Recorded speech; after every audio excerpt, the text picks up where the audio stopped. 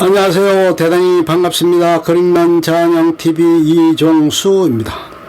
이번 시간은 1069번째 시간으로 정조의 사랑이야기라는 글을 읽어드리겠습니다.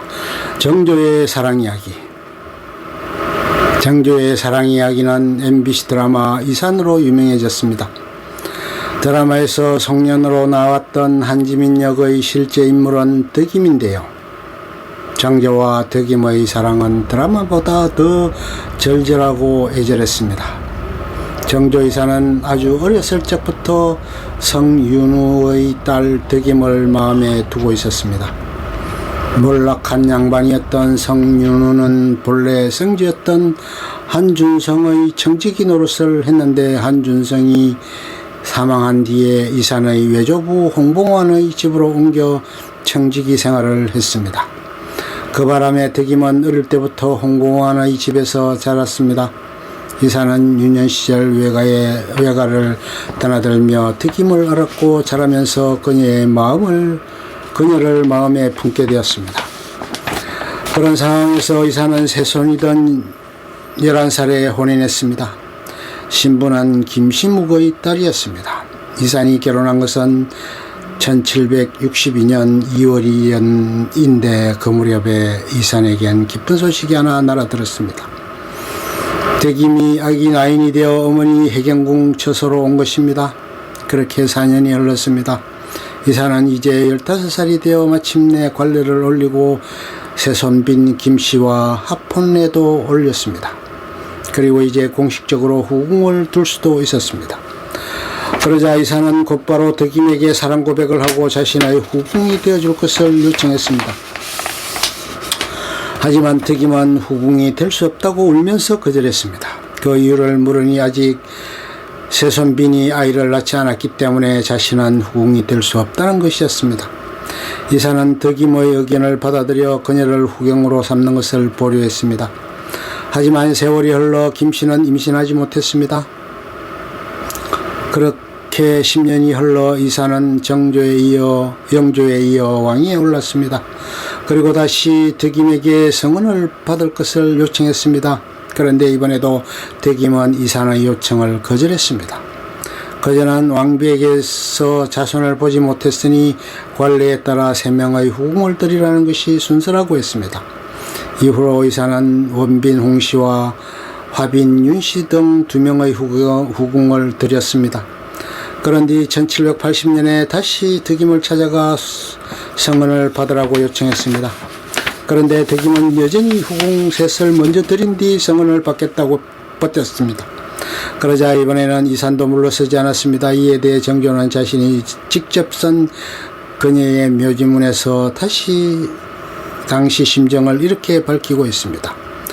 처음 성은을 내리려 했으나 내전 효의 왕후이 아직 아이를 낳고 기르지 못했으니 울면서 감히 못한다고 사양하고 죽음을 맹세하고 명을 따르지 않았다. 나는 이를 받아들여 더는 지촉하지 않았다. 이후 15년 동안 널리 후궁 원빈홍씨, 화빈윤씨를 뽑았고 다시 빈에게 성은을 내렸으나 그듭 사양했다.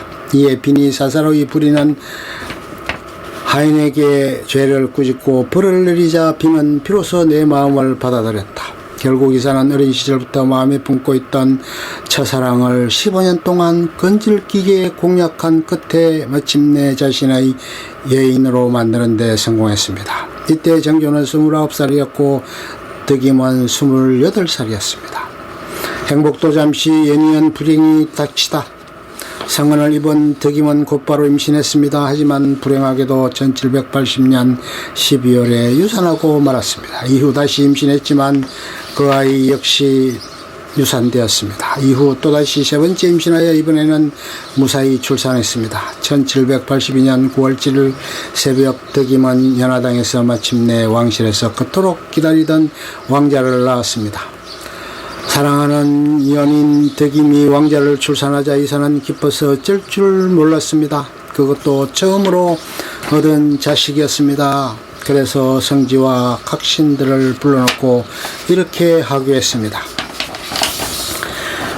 구인 성씨가 태중이더니 오늘 새벽에 분만하였다. 종실이 이제부터 번창하게 되었다. 내 한 사람의 땅일 뿐만 아니라 머지않아 이 나라의 경사가 계속 이어지리라는 것을 확실히 알 수 있으므로 더욱더 기대가 커진다. 후궁은 임신한 뒤에 관작을 봉하라는 수교가 이미 있었으니 성씨를 소용으로 삼는다. 대김에게 소용 첩지를 내린 이사는 그 기쁨을 이렇게 표현했습니다.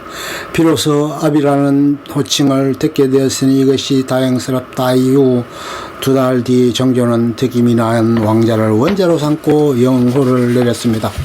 또한 1783년 2월에는 득임을 빈으로 삼고 어빈이라 칭하게 하였습니다. 그러나 빈호의는 정조가 직접 정했습니다. 정일품 빈의 첩지를 받은 득임은 이후 다시 임신했습니다. 그리고 이듬해인 1784년 윤사물에 옹주를 낳았습니다. 아들에 이어 딸까지 얻은 정조는 이젠 진정 아비가 되었다고 좋아했습니다. 그런데 불행히도 2달 뒤인 5월에 아이가 경기에 돌려 죽고 말았습니다.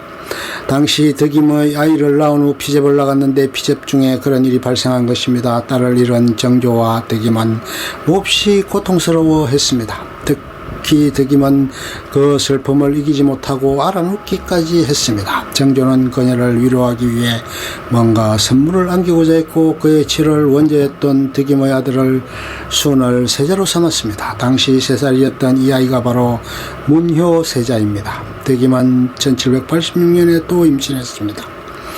이때 득임의 나이는 35살이었고 노산이었습니다. 거기다 그녀에겐 엄청난 충격을 주는 사건이 발생했습니다. 천신만고 끝에 얻은 아들 세자순이 그의 5월 홍역으로 사망한 것입니다. 그때 순의 나이 겨우 5살이었습니다. 득임은 임신한 몸으로 세자의 빈소를 지켰고 장례식 때는 무덤까지 따라가 스럽게 울었습니다. 정조 또한 통곡을 거듭하여 아들의 죽음을 애통해했고 자신이 직접 묘지까지 가서 잠도 자지 않고 밤을 샜습니다. 당시 효창묘에 장사 지내던 날의 상황을 실록은 다음과 같이 기록하고 있습니다. 문효세자를 효창묘에다 장사 지냈다.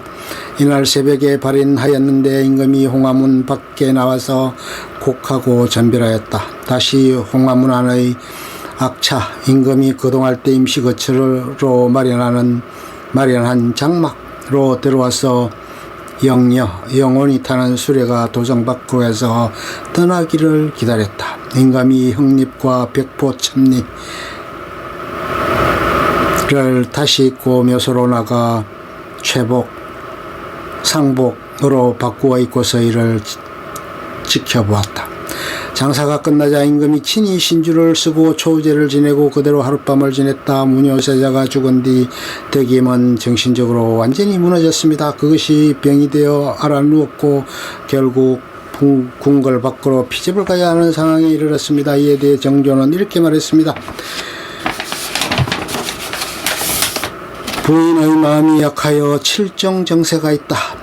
5월 이후 중병에 걸렸고 이에 본궁으로 피집을 보냈다. 칠정정세란 곧 마음의 병을 말합니다. 문효세자의 죽음 때문에 정신적으로 너무 큰 타격을 입어 중병에 걸린 것입니다. 이후로 득임은 경희궁에서 지냈습니다. 경희궁에서 2달쯤 머물다가 그해 9월에 창덕궁으로 돌아왔습니다. 그때 득임은 만삭이었습니다. 또한 병중도 심각하였습니다. 몸이 너무 상해 출산이 가능할지 의문이었습니다. 정조는 그녀를 회복시키기 위해 늘 그녀 곁에 머물렀습니다. 약을 다릴 때도 직접 검열했고 약봉지와 약그릇도 직접 챙겼습니다. 혹 누군가가 약에 엉뚱한 짓을 할 수도 있다는 생각에 그녀의 약봉지와 그릇은 항상 침실에 보관하도록 엄명을 내리기까지 했습니다. 하지만 정조의 그런 정성에도 어빈 성덕임은 1786년 9월 14일 한낮에 창덕궁 중화궁 땅에서 숨을 거두고 말았습니다. 당시 상황을 실록은 이렇게 전하고 있습니다. 어빈 성씨가 졸하였다. 하교하기를 어빈의 상례는 갑신년의 예에 따라 후정의 일등례로 거행하라 하였다. 처음에 어빈이 임신하였을 때 약방 도제조 홍락성이 호산청을 설치하자고 청하자 출산할 딸을 기다려라고 명하였는데 이때 이르러 병에 걸려 졸한 것이다. 임금이 매우 기대하고 있다가 끄지없이 애스케하고 슬퍼하였으며 조정과 민간에서는 너나없이 이 나라의 근본을 걱정하였다. 홍락성이 아뢰기를 5월 이후로 온 나라의 소망이 오직 여기에 달려있었는데 또 이런 변을 당하였으니 진실로 어쩔 줄을 모르겠습니다. 하니 임금이 말하기를 병이 이상하더니 결국 이 지경에 이르고 말았다. 이제부터 국사를 어탁할 때가 더욱더 없게 되었다고 하였다. 정조는 대통을 이을 아들에 이어 사랑하는 연인만 그저 잃게 되자 마음이 답답하고 괴롭다고 토로하고 있었습니다. 사실 정조는 어빈성 씨가 독살되었을지도 모른다는 생각도 했습니다. 만약 그렇다면 독살을 막지 못한 자신의 책임이 컸습니다. 정조가 어빈 사망 당시 병이 이상하더니 결국 이 지경에 이르고 말았다고 말한 것도 그런 이유였습니다.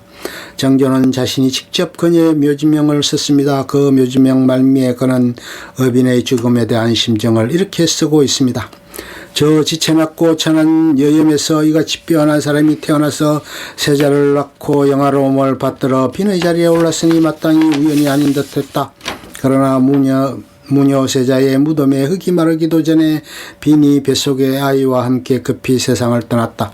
내가 죽음을 슬퍼하며 아까워함은 특별히 빈의 죽음 때문만은 아니다. 빈이 세상을 떠난 지 3달이 되는 경인의 고향군 육목동 임자 몇 자리의 언덕에 장사를 지내는데 무녀세자와의 묘와 100걸음 정도 떨어져 있다. 이는 빈의 바람에 따른 것인데 죽었어도 빈이 나를 알아준다면 바라건대 장차 위로가 될 것이다. 내가 빈의 은행을 표본으로 하여금 기록하여 광중 시체가 놓이는 무덤의 구덩이 부분에 묻고 묘비에 요점만 간단하게 요약해서 썼다. 찾아오는 사람이 빈의 현명함을 해석해하도록 할 따름이다.